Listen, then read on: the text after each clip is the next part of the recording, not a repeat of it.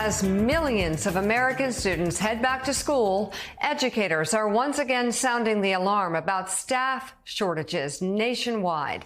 In Kentucky's largest public school district, parents say their kids didn't get home until after 9 p.m. last Wednesday, when a new bus route plan meant to solve a driver shortage went awry. In North Carolina, a bus driver tells NBC News that a typical day often includes finishing his morning route, then filling in as a teaching assistant, then substituting for a different class before being asked to pick up more bus shifts at the end of the day. And for the first time in Pennsylvania history, the number of people applying for emergency teaching permits has exceeded the number of recent college graduates applying for teaching certificates. What is going on? Joining us now, the head of one of those Pennsylvania school districts struggling to fill classrooms with teachers, not students, Mifflin County School Superintendent Vance Varner. Vance, can you describe the situation in your county? Yeah, thank you for having me, and good morning. It's an emergency situation. We definitely, I would say 5-7 years ago, we would have 25, 30 applicants for a typical position, especially at the secondary level. And now we're looking at 2 to 3 applicants. Right now I have 4 openings that we cannot fill or have not filled yet. School for us starts August 30th for the students. And right now we have 2 of those positions. We don't have a qualified certified teacher that has applied. My Lord. This is obviously sorry, go ahead, Mika.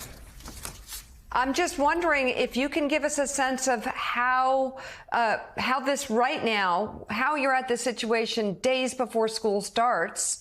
How long has this been going on? Has it become increasingly worse over the years?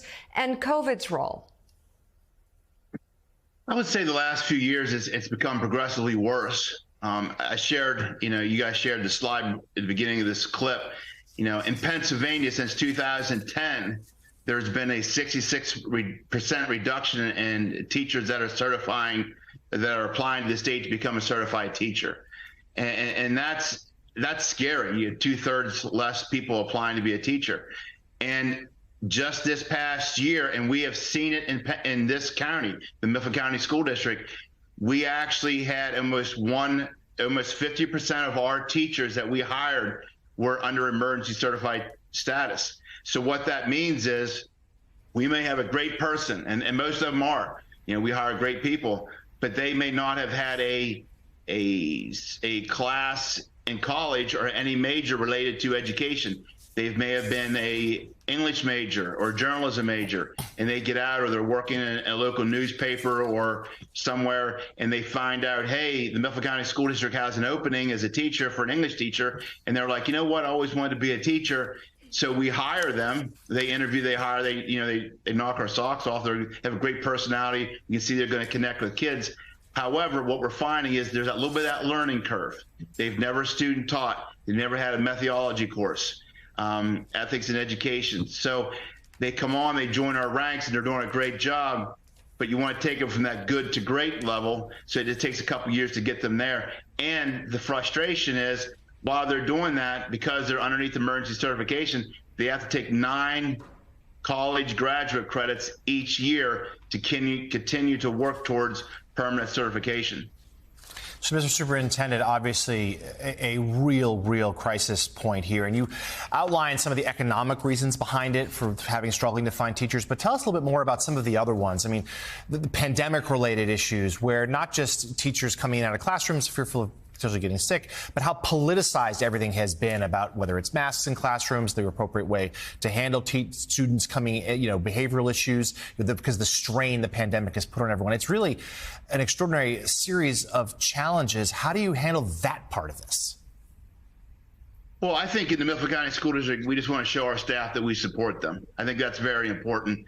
I do think, at least in Pennsylvania, we have a lot of professional educators, administrators, custodian, cafeteria workers, paraprofessionals, or teachers that when they reach the age of 55 or they have 30 years experience in, they're leaving education early. when, they're taking early retirement and they're leaving. And that's a frustration level. I have seen that happen since, the pandemic. That's one thing I can correlate to that. In the past, everyone tried to get their 35 years in or work to their 60 or 62, and we don't see that happening right now. And then we don't have that bullpen or availability for young professionals to step into it. And so that's kind of where we're a little bit frustrated as well. And then I do think, right now, it's like if we have someone graduate from Mifflin County High School and they're going to college, we're telling them, hey, we're going to have a need for teachers in 4 years, et cetera. But we're not seeing a lot of kids majoring in college, in college or in the university in education. They may join it later on, but there's a little bit of a negativity with education right now. And I couldn't disagree with that more. I think it's a great profession. I think we have an incredible staff here in the district, and I'm so proud of them. And I'm proud to be a part of that team to provide a great quality education. I just wish it'd be like that and everybody knew how great this profession could be. Superintendent of the Mifflin County School District, Vance Varner, thank you so much for coming on the show, and please come back and keep us updated.